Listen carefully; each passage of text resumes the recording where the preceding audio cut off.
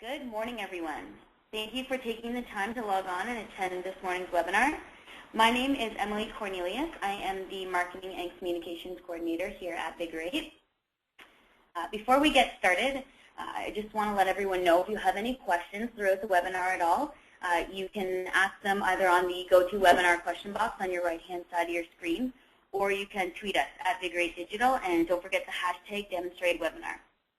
So we'll begin answering questions right at the end of the webinar, and any questions we don't have time for today, we'll answer on our LinkedIn page later today, the Vigorate Digital LinkedIn page. All right, so before we get into the loyalty talk, I just want to briefly mention our next webinar in the Demonstrate series. It'll take place on July 24th at 11 a.m., and we welcome Senior Partner and CEO here at Vigorate, Michael Grieve. Celebrating our recent ranking as one of Profit 500's fastest growing companies, we decided to bring in Mike to talk about starting companies and being an entrepreneur within your own organization. Mike will share a handful of quirky, entertaining stories designed to spur your entrepreneurial spirit to go after opportunities as they present themselves. So for more information about this upcoming webinar, you can register for our Demonstrate webinar notifications on our website at vigoratedigital.com. Okay, so let's meet our speaker. Today's speaker is Scott Adams. He is the president and CEO of Pendulum Thinking, a Canadian customer engagement company focusing on innovative loyalty strategies that optimize the effectiveness of your customer data. So they combine innovative thinking with a robust menu of tools to build solutions that acquire new customers, shift the behaviors of existing customers, increase sales, penetrate new markets, enhance product launches, and reward your database. Pendulum and Vigorate join together in a strategic relationship, enabling the best of both companies to come to life in each project. So without further ado, here's Scott. Thanks, Emily, and thanks everybody for joining in. Today we're going to take a good look at sustainable loyalty programs to help determine if they are the right tool for your brand. We're going to look at what they are, what they do, what you need to know, if they're right for you, what they cost, how we develop models, and the importance of rewards. The goal of today's discussion is to provide you with the fundamentals to help you determine if sustainable loyalty is the right solution and the right tool for you. So, this word loyalty, it's out in the world, we hear it all the time. What is loyalty? Before we dig into sustainable loyalty and all of the stuff about them, I thought I'd just take a brief moment just to tell you what my definition or our definition of loyalty is so we can look at today's webinar coming from the same island. Loyalty is that unique bond that is created between a company and its customers, creating a deep personal passion towards the company and its products. It occurs when a brand, not just the products, becomes so embedded that even higher price, less than stellar service, and product problems are accepted to the customer base. In our opinion, loyalty is true when the customer firmly believes that the company will deliver in the end. So, what is a sustainable loyalty program? Well, a sustainable loyalty program is the implementation of an ongoing points-based strategy to engage customers, reward their loyalty to your brand, and to acquire, activate, and optimize detailed customer data to be used for future marketing initiatives. This is what we'll be digging into today. In looking at what sustainable loyalty programs do, we know that they help us achieve corporate goals. Most marketing initiatives help achieve corporate goals, whatever they may be. Sustainable loyalties tend to do this on a more directed manner. They can help us collect detailed customer data and build your customer database. They can help us acquire new customers, engage and shift customer behaviors. They can help extract new or additional revenue. They can help increase sales and market share. And they can help penetrate new markets and launch new products. They'll influence your customers to do many things like buy more, try new products, or refer a friend. They encourage word-of-mouth advocacy. And we all know as marketers that word of mouth is the cheapest and most effective form of marketing. So it's a great bonus to these types of programs. And then most importantly, they reward customers for achieving desired activity and for true loyalty. So some of the things that you need to know as you're asking yourself the question of whether or not you want to implement a sustainable loyalty program. Programs are usually implemented for a minimum of 3 years and will change how you engage your customers going forward. Program rules need to be easy to follow, and the program needs to have relevant value in the eyes of your customers. Rewards need to be aspirational, personal, relevant, obtainable, and have a perceived value. That call's not for me, by the way. And they need to be meaningful to your customer. The program will evolve over time as it is influenced by new technology, your competition, the economy, and user feedback. What I mean by that is a program that is launched on August 1st of 2013 based on these influencers over time will likely look a lot different in 2014 and 2015, and you want to certainly work with a group that has the flexibility to change based on need. Typically, results do not happen overnight. It takes up to 6 months of activity before program effectiveness can start to be measured. A lot of people run short-term promotions. They're in, they're out in 6 weeks. They feel like they can measure the effectiveness of that against sales, year-over-year sales, and so on and so forth. Sustainable loyalty programs take a little bit longer to take hold, a little bit longer to grab the appropriate data. But once that sort of 6-month time threshold passes, the amount of data that you have to understand your customers better is unbelievable. And then the last point, just on what you need to know, is just really a rule of thumb that when you're building your program, and we'll get into models and costs and stuff in a few slides, but you really want to make it work that the ROI in year 1 should be in the 1.5 to 3 times cost. It's a little bit higher in year 1 because typically you're going to want to absorb the setup fees in that year, but then going forward you want the return on your investment to be 3 times to 5 times cost for all additional years. Just a good rule of thumb. The big question is sustainable loyalty right for me? That is a tough question, and it depends on a bunch of factors. Some of the questions that you want to consider when you're thinking about this type of a strategy are, is my business highly transactional? What is my gross margin percentage?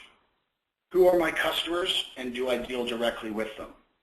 How big and how good is my current customer base? How many customers do I have, and how will they react to my program? Will they like the program? And probably the most important is, why do I want a program? What are my business reasons which help us determine what the key performance indicators are? Why do I need a program like this versus what I am currently doing? When we work with our customers to discuss various engagement strategies, and we decide that we want to take a look at sustainable loyalty as an option, this is a filter that we use. So when we get out there for our discovery meeting, these are the dozen or so questions and bits of information that we need in order for us to determine whether or not sustainable loyalty and that type of a solution would be relevant for that particular client. So we want to know how big the customer database is. We've got 50,000 in there. These programs can be viewed as costly in their entirety. So if you do have a nice large group of people that we can bring into the program, we can dilute costs over a much larger base, and as a result, they're not that expensive when you look at them from that perspective. We like a rule of thumb of a budget for development costs of $2 to $5 per record or per user. I'll give you a good example, though. If you have 1 million customers in Canada and you have and we believe that we can get about 30% of them into the program in the first year, so 300,000, and it costs you $150,000 to build that program and implement it, that's only 50 cents. So per user. So the rule is 2 to 5, but majority of the time, depending on the size of your customer base, we're able to beat that. Are you consumer direct? Are there any channel barriers? And if there are, can we bypass them? So in the CPG world, you've got your brand that sells through your retailers. How do your retailers feel about you talking to your customers directly? Would be a good example there. Is it Canadian owned and operated? Do we need to talk to a U.S. parent company, U.S. executives, or European? Is it B2C as opposed to B2B or channel? Is it highly transactional? That's pretty key for these types of programs. Is there an existing budget that can be redeployed? Do we have senior level sponsorship and buy-in? Is there a need from the top down to change the behaviors and create a new way of changing behaviors of your customers? Will the customer demographics align with your requirements? So you're going to have all of these reasons why you want to do something. Are your customers going to listen to us when we try to do it, and will they actually grab hold of this type of a strategy? Is your gross margin 30% or higher? That's a rule of thumb for us. We work with companies that have lower gross margins, and it works for them because they have very, very high transactions. But it's just a rule of thumb for us. And is there a compelling event or sound business reasons? I put Target in there because that's an amazing, compelling event, something that's pretty fresh in all of our minds, where this behemoth from the U.S. was coming up into Canada and affecting not only grocery but also main retail, clothing, all of that kind of stuff. So did that tip Loblaws into launching their new loyalty strategy shortly after Target came to town? We think that that was a factor, and that could be something that you want to consider in your business as well. So when we go through this process, we basically take a look, and if our customers or clients that we're talking with score 7 or higher, then we feel very confident that we can recommend to them that we dig a little bit deeper into the validity of a sustainable loyalty program for them. So what are the costs? There's 4 main buckets of costs. There's program development. Program development is your upfront cost. It's normally a one-time charge. This is where it all happens. This is your program model and ROI analytics. Certainly when we build these types of programs, there is a remarkably sound mathematical model that is in behind the program because it's critical that these programs run on an ROI and not on a budget. We'll touch on that in a slide or so. You're going to get your program functionality and user flow. What tools are we going to use? That's all based on the demographics of your user. And then how are we going to treat your users? What do they need to do to earn points? How do they earn those points? And when we get them to come to our environment, whether it be an online tool or Facebook or both, what do they need to do? What does it look like? How do they flow through? How easy is it going to be for them? And then the last part, which is really the partnership between Vigorate and Pendulum, is all of this sits on a technology platform of some kind. And again, as mentioned, that's how Vigorate and Pendulum tend to go to market every day. You're going to have monthly fees. First one is provisioning. And I say that it's aligned with the quantity of users, and I'll drop that for a sec because there's also licensing and maintenance and level 2 technology and customer service and client management, and then this core thing called reporting. But what tends to happen in these types of programs is we make best guess estimates on how many of your customers are going to become users of the program. Based on that, we can assess monthly fees. What will happen over time as we all do our jobs well is more and more people will join. So what you need to expect with these types of programs is that monthly fees will usually increase over time depending on the quantity of users that join the program. Then you have a reward catalog. You got to pay for the rewards. And in there, your costs are going to be the cost of the general reward, distribution costs, there could be some warehousing costs depending on what we use, and then service fees. And they all get lumped into those costs. And then the last big chunk of cost that could come up is communications. And this is really how is the program talking to the users. Are we just using system-generated emails when someone's checking out and there's emails going back and forth, making them feel comfortable that their transaction is working, very similar to an online Visa transaction and those types of communications? Or is there something custom that we're doing? Are we talking to your users and your customers differently? Is there a monthly newsletter, for example, that we're putting out there, and a variety of other solutions? All of these 4 things factor into the overall cost of the program. How are program models created? I mentioned a couple of slides ago that we build very sound mathematical models. Essentially what we do, and the foundation of all of these models, is to determine the percentage of gross margin that can be budgeted to fund the program fees and reward costs. So when we look at budgets for this program, we look to your gross margin, and remember we mentioned that our rule of thumb is 30%. Doesn't have to be, but that's our rule of thumb. We look at that gross margin and we determine based on your business environment what percentage of that you're willing to spend. High level, if you want to be 3%, then every dollar of gross margin that you earn off of a transaction from a user in the program, you're willing to give away 3 cents of that. Now, fundamentally, your program needs to deliver a level of value to the user that enables them to earn enough points to redeem for their first reward in 6 to 8 months. If it's longer than that, you may have an engaged group of people, but after a while, they're going to start to say, well, whatever, I like this program, it's really fun, it's easy to collect these points, I like the product, I'm feeling pretty loyal to this brand, but I don't get anything for it. So you're going to start to lose people's share of mind and share of wallet. So our rule of thumb is the average person needs to be able to redeem in 6 to 8 months. The slide's a bit of a builder, so bear with me as we go through. To accomplish this, you need to consider a budget that ranges from 1.5% to 5% of gross margin. And as I mentioned a moment ago, 3% is that sweet spot. And again, we need to work with your gross margin, your environment, all of the different things that are working out to determine what that right number is. But then that right number needs to be enough so that your average user with average consumption rates can earn enough points in the program to be able to redeem for their first reward in 6 to 8 months. You see how it's all sort of pulling together. The next thing we need to do is determine what the value of the point is and how we're going to give those points out. We need to calculate the dollar value of the point to align with this program model so that points can be distributed on a 1-to-1 ratio, with 1 point being awarded per $1 of customer spend. So basically what that means is living inside this percentage of your ROI that will give your customers enough points as time goes by to be able to redeem within 6 to 8 weeks. We need to create the actual dollar value of the point so that when a customer spends $1 with you, factoring in the cost in that dollar and the gross margin, what's the value of the point, so that every point we give away is you're only giving away 3% if that's the number we arrived at of the gross margin. And that point that says your customers want to know what they are getting for their efforts, so keep it simple.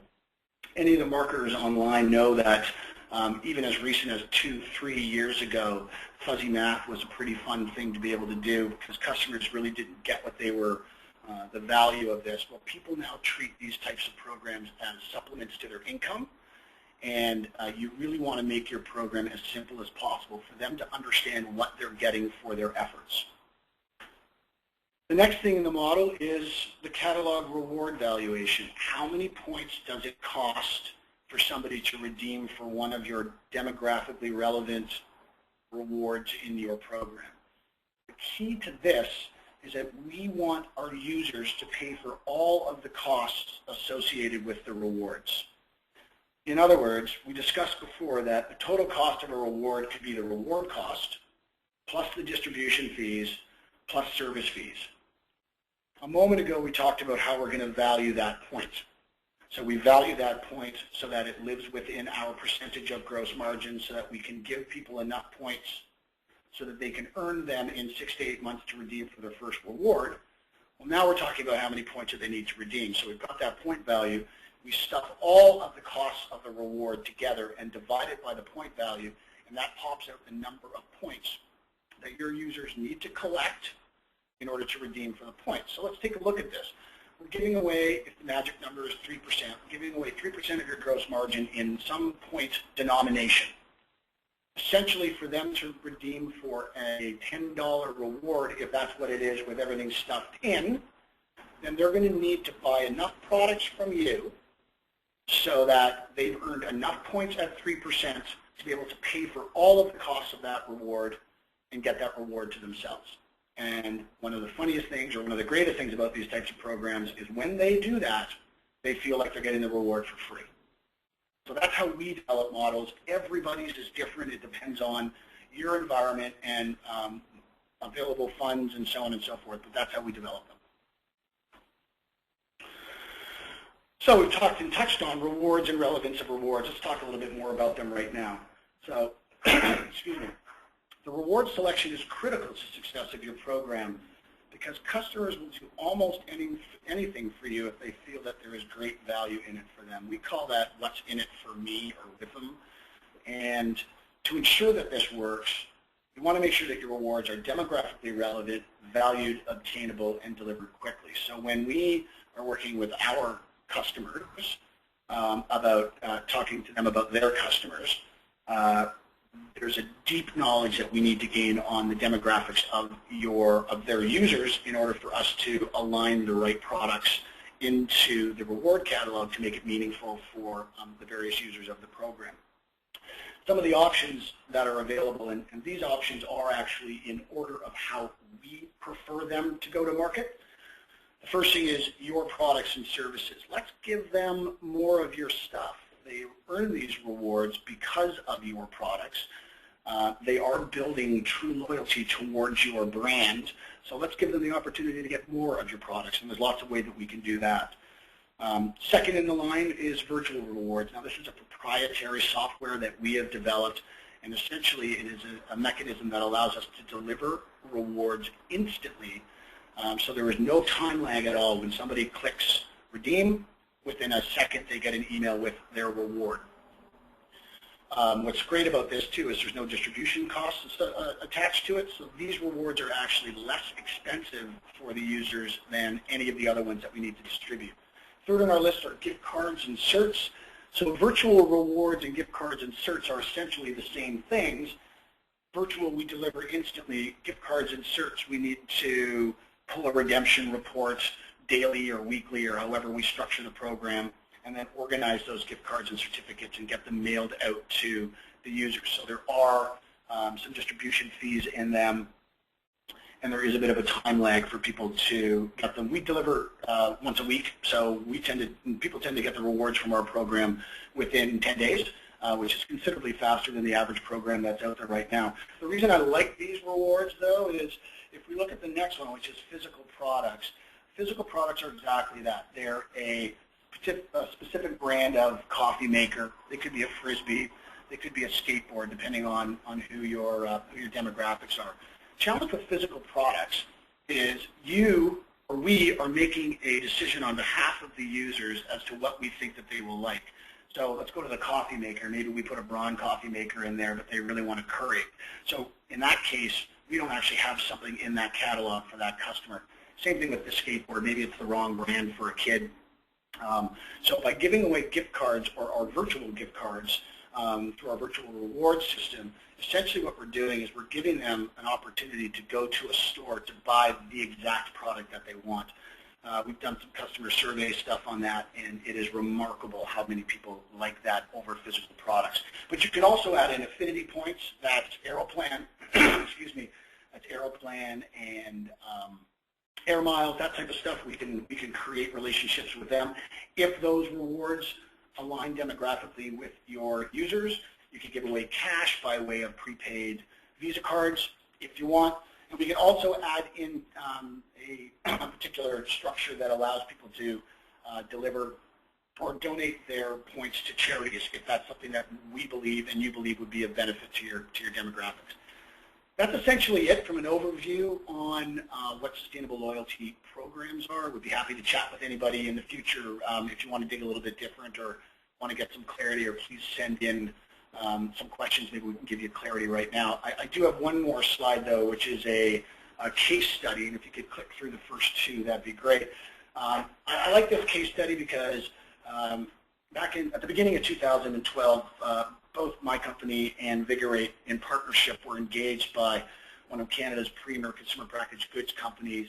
And unlike what we're sort of talking about today, which is launching a new sustainable loyalty program, these guys had one in market, and it had been in market since 2006. And in their mind, it was pretty broken. Costs were high, user satisfaction was low, and there really was no structured measurement of program effectiveness. So you had senior VP, EVP people saying, why are you spending that much money? And nobody can answer the question as to who it was affecting, what it was getting them to do. So when we came in, we made a bunch of changes to the technology platform, to the user flow, to the rewards. We brought in the virtual reward process and multiple gift card solutions. And essentially, very quickly, reduced program costs and changed user behavior most importantly from a brand perspective, but also user satisfaction was incredible. Some of the key results that happened was that we were able to determine that average purchases by the program control group were 1.4 times higher than the aggregate. So we didn't really touch on reporting in the webinar, but what we do is we take your program control group, which are essentially the users that are in the program, and we draw comparisons of activities relative to your business needs inside that group as compared to your aggregate shopping group throughout the country. What's important about that is that we can then show what the effectiveness of the program essentially is doing. So in this particular case, we were able to show that users inside this program were buying 1.4 times more product than users in the aggregate, and that was universal across their 3 different buying groups. Essentially, that means the average person buys 10 units in a year, and people in our program are buying 14. That is a prolific push to gross margin for a company, and basically tells us that we want to acquire new people into this program. We can now track these program buyers through the various buying groups, light, medium, and heavy. We can track them, where they are, what their consumption rates are in each of those groups, when they get to the end of a group, and then we can communicate with them to offer them some type of a special, maybe more points or something like that, to tip them to buy the next one, which moves them from the light group to the medium group. Very fascinating stuff, and it's amazing what happens with your data. Program ROI has improved from 3.3 times from a negative. So when we took over, there really wasn't, after we did the investigation, there really was a negative. The cost of the program were outweighing the gross margin that they were bringing in based on the consumption rates in the program, and we've now brought that up to 3.3 times.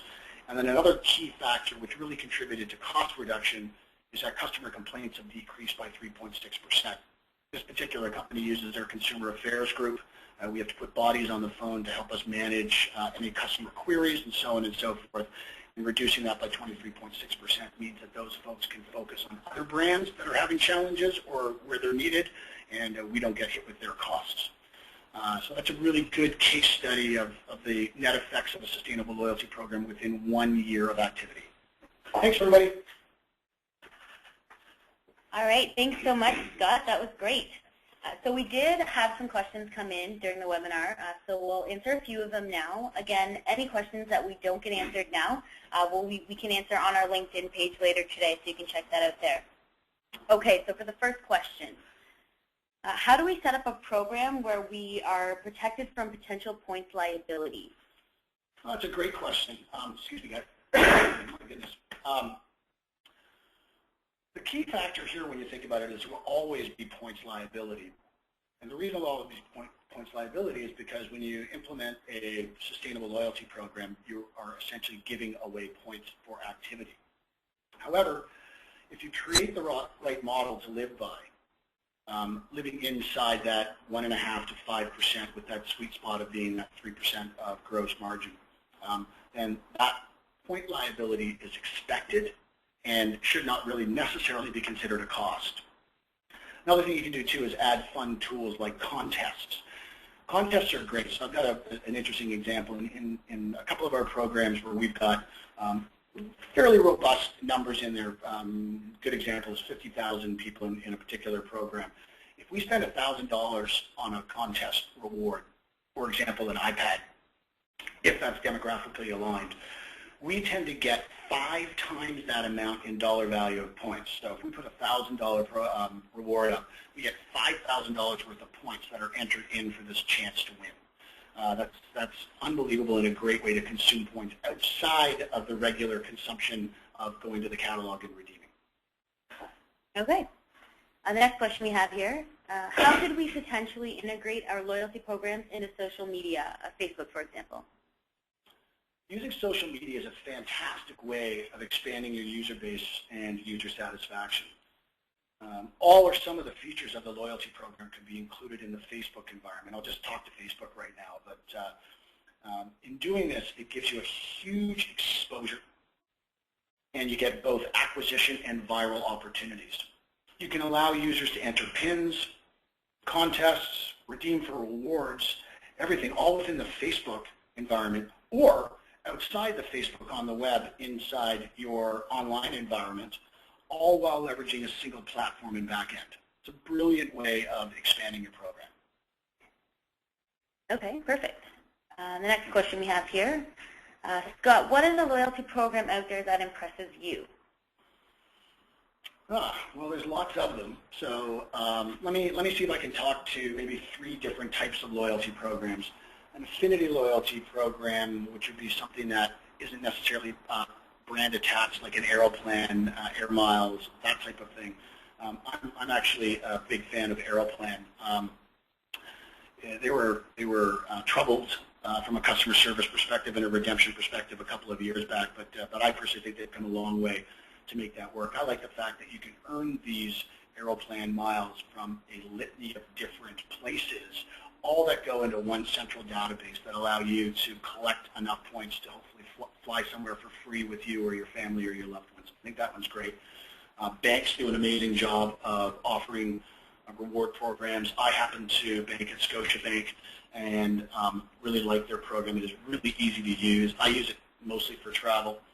What's interesting about Scotia Rewards is that they give away 1 point per dollar that you use, which is, and the point's worth a penny. So that's really only 1%, which is below what we're recommending. What's interesting there is their transaction is on a per dollar basis. So if you spend a lot of money on that credit card, each one of those dollars that you spend, you're going to get a point, and they add up pretty quick. So I like it. Their customer service is unbelievable. And then from a packaged goods or consumer packaged goods perspective, I'm going to be biased for a particular program that Vigorate and our company Pendulum work on, and that's Lunchmate Club. It's a great program. It has many people in it, and it drives all kinds of fantastic activities. It's directed towards the youth, Canadian youth, but it does a great job. All right. So we'll just ask one more, and then again, any questions that we didn't get to now, you can check our LinkedIn page later today, and the answers will be posted up there. What type of program that exists right now could I look at that would give me a good idea of what I can do? Well, really, that depends on who you are, what you want, all of that kind of stuff, of course, what industry that you're in. If you want to get a good indication of what Vigorate and Pendulum can do for you, then I recommend that you go to lunchmateclub.ca. That will show really a tip-to-toe expose of what it is that we can bring to market for you guys. Okay. Thanks so much, Scott. That was great. And thank you, everyone, for attending today's webinar. Don't forget our next webinar in the Demonstrate series. It'll take place on July 24th. And again, for more information about this webinar, you can register for our Demonstrate webinar notifications on our website at vigoratedigital.com. Thanks again, and have a great day.